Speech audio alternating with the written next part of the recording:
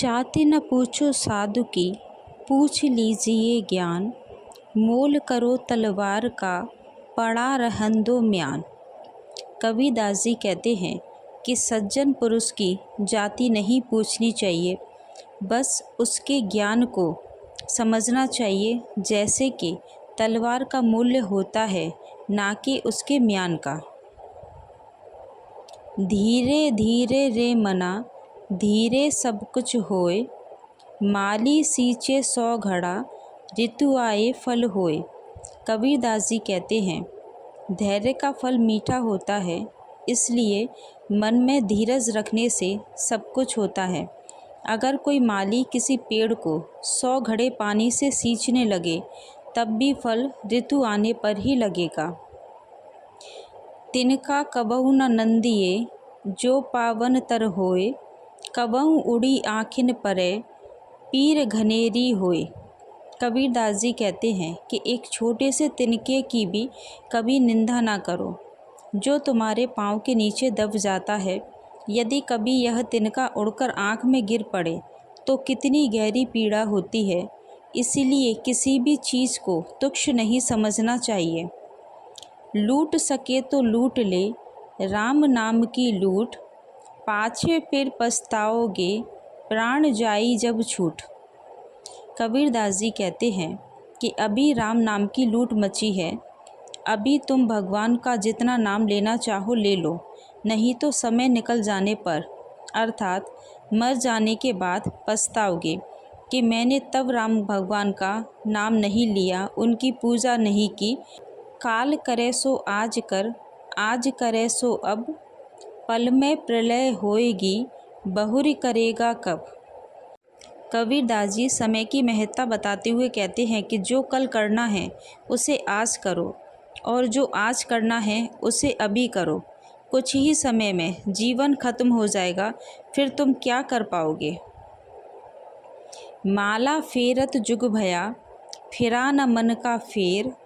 कर का मन का डार दे, मन का फेर। कबीरदास जी कहते हैं कि कोई व्यक्ति लंबे समय तक हाथ में लेकर मोती की माला तो घुमाता है, पर उसके मन का भाव नहीं बदलता, उसके मन की हलचल शांत नहीं होती। कबीर की ऐसी व्यक्ति को सलाह है कि हाथ की इस माला को फेरना छोड़कर मन के मोतियों को बदलो या फेरो। जिन खोजा तिन पाइया, गहरे पानी पैठ। मैं बपुरा बूढ़न डरा, रहा किनारे बैठ। कबीरदास जी कहते हैं कि जो प्रयत्न करते हैं वे कुछ ना कुछ वैसे ही पा लेते हैं, जैसे कोई मेहनत करने वाला गोताखोर गहरे पानी में जाता है और कुछ ना कुछ लेकर आता है। लेकिन कुछ बेचारे लोग ऐसे भी हैं जो डूबने के भय से किनारे पर ही बैठ जाते हैं और कुछ नहीं कर पाते। साईं इतना दीजिए, जामे कुटुंब समाए। मैं भी भूखा ना रहूं, साधु न भूखा जाए। कबीरदास जी कहते हैं कि हे परमात्मा, तुम मुझे इतना दो जिसमें बस मेरा गुजारा चल जाए, मैं खुद भी अपना पेट पाल सकूं और आने वाले मेहमान को भी भोजन करा सकूं। दुख में सुमिरन सब करें, सुख में करे न कोई। जो सुख में सुमिरन करे, दुख काए को होए। कबीरदास जी कहते हैं कि दुख के समय सभी भगवान को याद करते हैं, पर सुख में कोई नहीं करता। यदि सुख में भी भगवान को याद किया जाए तो दुख हो ही नहीं। अति का भला न बोलना, अति की भली न चूप। अति का भला न बरसना, अति की भली न धूप। कबीरदास जी कहते हैं कि ना तो अति का बोलना अच्छा है, ना ही ज़रूरत से ज़्यादा चुप रहना ही ठीक है। जैसे बहुत अधिक वर्षा भी अच्छी नहीं होती और बहुत अधिक धूप भी अच्छी नहीं होती। बुरा जो देखन में चला, बुरा न मिलिया कोय। जो दिल खोजा आपना, मुझसे बुरा न कोय। कबीरदास जी कहते हैं कि मैं इस संसार में बुराई खोजने चला तो मुझे कोई भी बुरा नहीं मिला। जब मैंने अपने मन में झांक कर देखा तो पाया कि मुझसे बुरा तो कोई भी नहीं है। साधु ऐसा चाहिए, जैसे सूप सुभाए, सार सार को गह रहे, थोता देह उड़ाए। इस संसार में ऐसे सज्जनों की ज़रूरत है जैसे अनाज साफ करने वाला सूप होता है, जो सार्थक को बचा लेंगे और निरर्थक को उड़ा देंगे। देह धरे का दंड है, सब काहू को होए, ज्ञानी भुगते ज्ञान से, अज्ञानी भुगते रोए। कबीरदास जी कहते हैं कि देह धारण करने का दंड, भोग या प्रारब्ध निश्चित है, जो सबको भुगतना होता है। अंतर इतना ही है कि ज्ञानी या समझदार व्यक्ति इस भोग को या दुख को समझदारी से भोगता है, निभाता है, संतुष्ट रहता है, जबकि अज्ञानी रोते हुए दुखी मन से सब कुछ झेलता है। कबीर हमारा कोई नहीं, हम काहू के नाहे, पारे पहुँचे नाव ज्यों, मिलके बिछुरी जाए। कबीरदास जी कहते हैं कि इस जगत में ना कोई हमारा अपना है और ना ही हम किसी के। जैसे नाव के नदी पार पहुंचने पर उसमें मिलकर बैठे हुए सभी यात्री बिछुड़ जाते हैं, वैसे ही हम सब मिलकर बिछुड़ने वाले हैं। सब सांसारिक संबंध यही छूट जाने वाले हैं। मन मैला तन उजला, बगुला कपटी अंग, तासो तो कौआ भला, तन मन एक ही रंग। बगुले का शरीर तो उज्ज्वल है पर मन काला, कपट से भरा है। उससे तो कौआ भला है जिसका तन मन एक जैसा है और वह किसी को छलता भी नहीं है। रात गवई सोई कर, दिवस गवायो खाए, हीरा जन्म अमोल था, कौड़ी बदले जाए। कबीरदास जी कहते हैं, रात सोकर बिता दी, दिन खाकर बिता दिया, हीरे के समान कीमती जीवन को संसार के निर्मूल्य विषयों की कामनाओं और वासनाओं की भेंट चढ़ा दिया। इससे दुख क्या हो सकता है। पढ़े गुने सीखे सुने, मिटे न संशय सूल, कहे कबीर कासो कहूँ, ये ही दुख का मूल। कबीरदास जी कहते हैं कि पुस्तकों को पढ़ा, गुना, सुना, सीखा, पर फिर भी मन में गड़ा संशय का कांटा ना निकला। कबीरदास जी कहते हैं कि किसे समझाकर यह कहूँ कि यही तो सब दुखों की जड़ है। ऐसे पठन मनन से क्या लाभ जो मन के संशय न मिटा सके।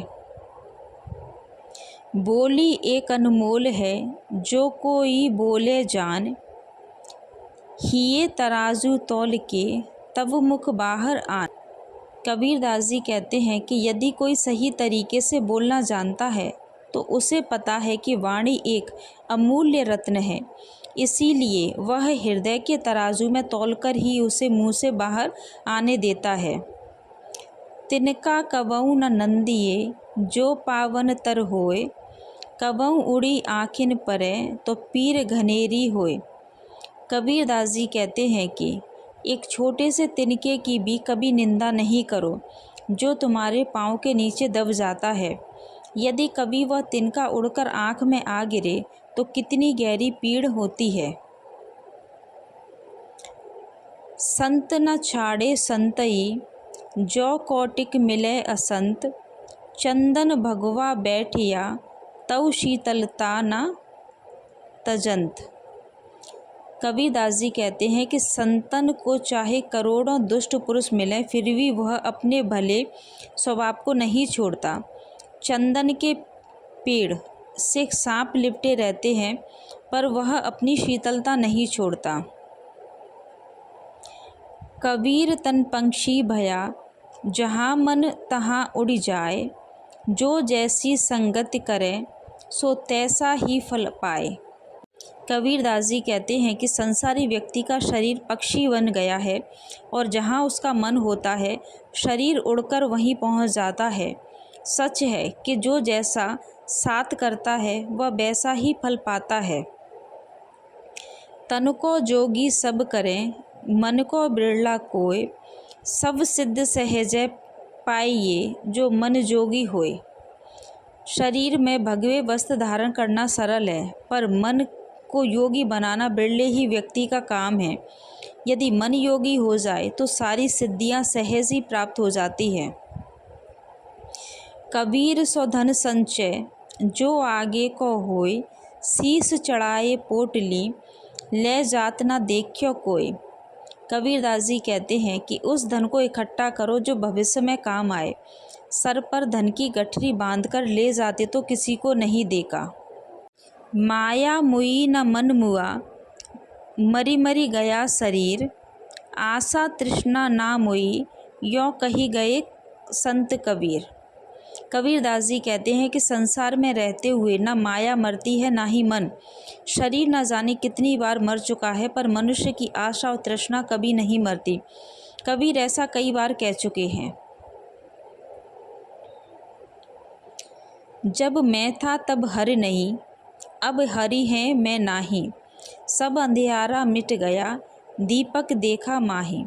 जब मैं अपने अहंकार में डूबा था तब प्रभु को ना देख पाता था, लेकिन जब गुरु के ज्ञान का दीपक मेरे भीतर प्रकाशित हुआ तब अज्ञान का सब अंधकार मिट गया। ज्ञान की ज्योति से अहंकार जाता रहा और ज्ञान के आलोक में प्रभु को पाया। बहुत बहुत धन्यवाद।